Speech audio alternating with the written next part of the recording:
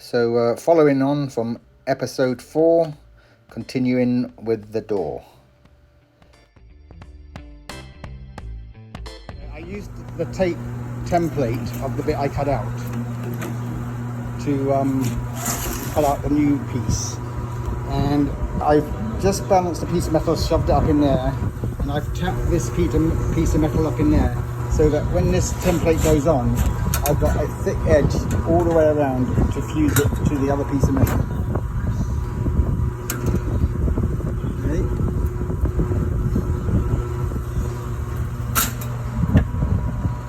So I'm going like that.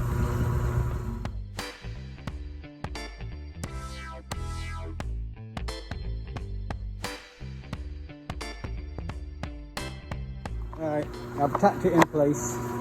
And you know, some places the gap's a little bit big, but because it's got the 1/8 inch metal underneath it, you just fill it up. You just take your time and connect the dots, and when it's ground down, when it's finished, it should be pretty good. And yeah, I just cleaned it up with the sander and the wire wheel, just to keep the welding area nice and clean, because it will weld a lot better. And I'm just going to take my time, go around, and then hopefully when it's ground down, it will look like a very good repair.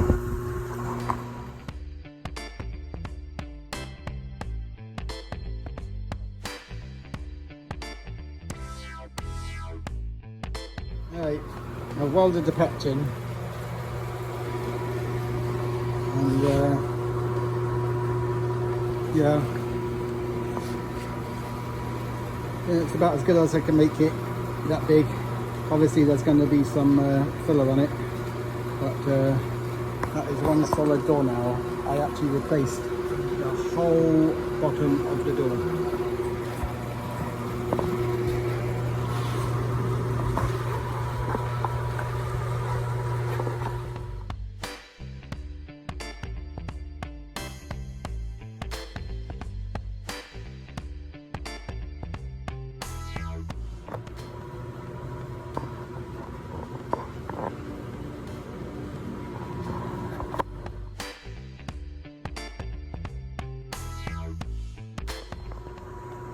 I've always had my reservations about four-door pillarless cars, this being strong enough, and so in my rebuild I have made this a lot stronger than from the factory. I've got a 3-inch channel in there with 1/8 inch plate welded to it, connected to the 1.5 by 1.5 1/8 inch, and I'm going to do steel plates down to here on each side, and then angle iron there and along the back. And on the outside, which is rusty, I've built this up on the inside with angle iron. So I mean, this is so much more solid than it originally was from the factory. So I'm still building it up right now, and it's just going to be really strong. You got to remember, this is 1/8 inch plate on the inside, on the outside and the inside, and it's got angle iron underneath and 1.5 by 1.5. So you can pick up the car by the sole now. It's like an I-beam. In fact, the car body is now a frame as well. So now it's got a double frame. It's got the truck frame and the car frame. So if this car ever gets hit from any angle, it is far stronger than it ever was. In fact, it's probably strongest vehicle on the road right now. Now, I realise that there's a lot of people out there watching this, and they're thinking, man, that looks kind of barbaric, that kind of repair. But, you know, sometimes you have to, you know, first decide, you know, what are you building the car for? In my case, I'm building basically a daily driver to have a lot of fun with, which will hopefully last me a really long time. And, you know, I'm not planning to win any shows with this. And I do want it to be very strong. And I do treat the inside a lot with rust inhibiting and epoxy primers and seam sealing everything. So yeah, it's not particularly pretty, some of the repairs, but surprisingly, by the time I'm finished with it, it does start to look pretty good. And I don't like to use a lot of Bondo on my cars, so even though I do some pretty major repairs, I do try to get the surface pretty close to how I want it, so I don't have to add masses of Bondo on it. And another thing I do is I do use really good quality materials that stand up to time, and I do use them the way they're supposed to be used, following the directions, etc. So yes, I know some of it isn't particularly pretty, and I admit I'm not an expert, but hopefully this encourages other people who feel they're not experts to tackle jobs they might not necessarily tackle, and realize that at the end of the day, it's about them enjoying their vehicle and not about what other people think of the type of work they're doing. Anyway, thanks for watching, and I'm now working on the wheel wells and increasing the length of them so that the proportions as they sit over the wheels looks correct, which is one of the key things to making a monster car look really good. You can't have it too high above the frame, and you want the wheel wells to match the wheels. And if you can get those two things in perspective, you're really on your way to having a really cool looking monster car. Anyway, here we go.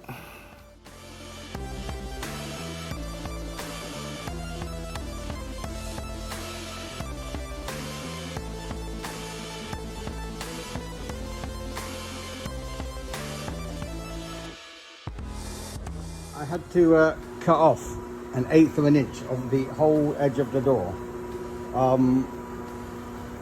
When I got the car, that door was really tight fitting. I don't know why. I don't know if they put a new door skin on it at one time and didn't do it right. But anyway, it was far too long. And for whatever reason, the only way I could make it fit was by cutting 1/8 inch of the door off, which obviously separated the whole seam. So it was actually, when you're welding on a very thin edge like that, it obviously doesn't make life easy. And I can't put Bondo on it because it'll just, the minute it gets tapped, it's just going to break. So hopefully I can grind that down so that the whole edge is still connected, and it looks good.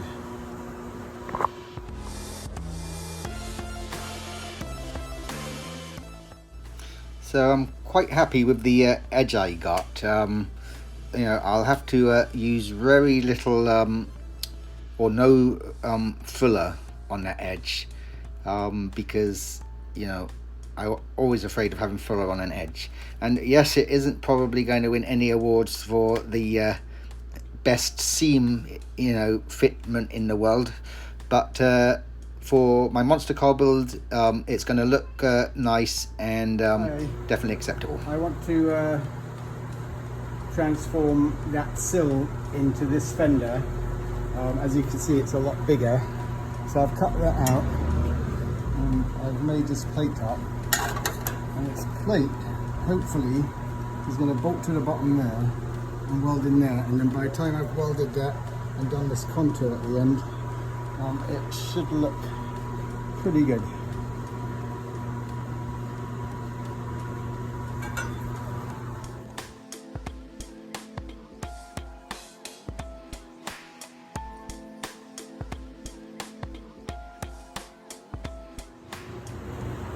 I want to make the other side exactly the same as this side. So I taped some cardboard to here along this line. I cut a straight edge along this line, and then I taped it along here, and then I drew around it, and then I cut it out, and then I marked exactly where it was from these holes here, and I marked it with a little line. And I measured on the other side to make sure these holes were in the same position, and they were. So then I came down this side after cutting out the cardboard, and I taped it on, and lined it up the same with the lines as I did on the other side. And straight to this edge here, and then I pushed it in and I drew around it. So now when I pull this off, that curvature should be exactly the same as the other side. So now I can go ahead and cut it out and start welding it up. So the object of the exercise is to elongate the wheel arm, because as you can see, I'm building a monster car, and one of the key things is to make it look like the car was made for the size of the wheels. So as you can see, I cut this and welded it in. So my first stage is to cut the section out I want cut out. So I just showed you how I used the cardboard to make it the same on the other side. So I drew my line after putting the cardboard on there, and then I like to use tape because that doesn't move, and I can follow that with my cutter. So what I'm going to do is I'm going to take my cutting disc, and I'm going to cut this edge here all the way down the outside, so I can reuse this bit, so I can fold it up in here. Now I'm going to cut this triangle out, and then I'm going to weld that back to there as best I can, and then I'll do the same cardboard cutout to do the template at the very bottom. Got it? Okay. Well, if you're still watching, I've reached a fairly good milestone now, and car's coming along really nicely and ready to take it to the next level now.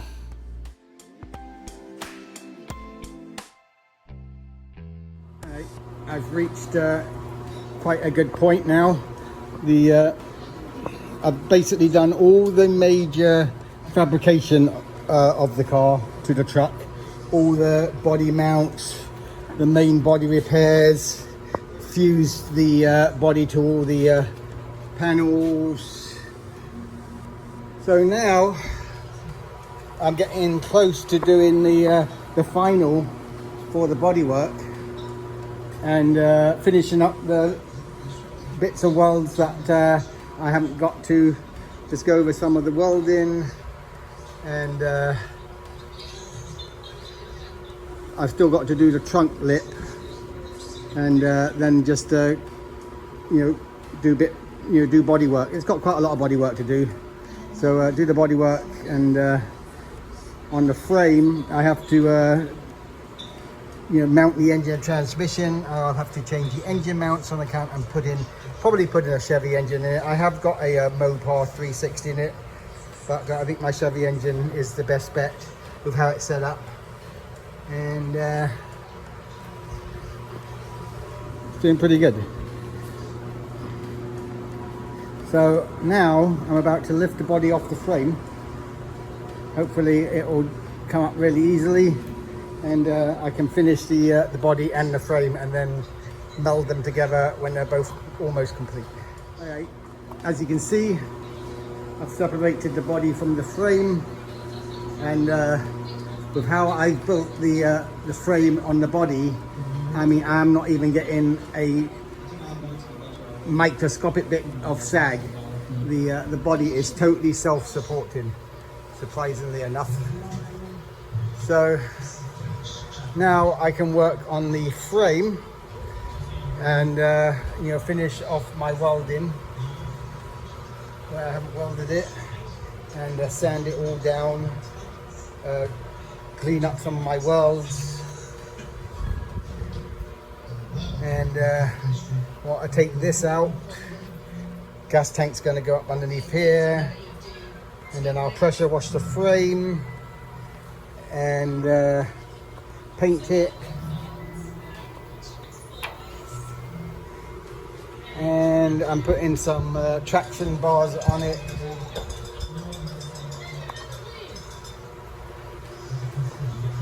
And I'll mount my engine, transmission and gas tank. And I'll probably do the radiator once I merge it all. And then on the body, I want to weld a few more little panels on the inside to clean it up, finish some welding, curve these off or angle them, cut these, and just neaten it up. Probably do some more welding just to make it 100% strong. And I mean, as you can see, I mean, this is 100 times stronger than it ever was from the factory. I mean, you could never pick a car up by the sill normally, but the sills are like iron girders now. And I've welded 2 of the mounting bolts in, basically so it lines up. I just line it up with those, slip it on, and then I can just wiggle the body if I have to, and put all my other mounts on.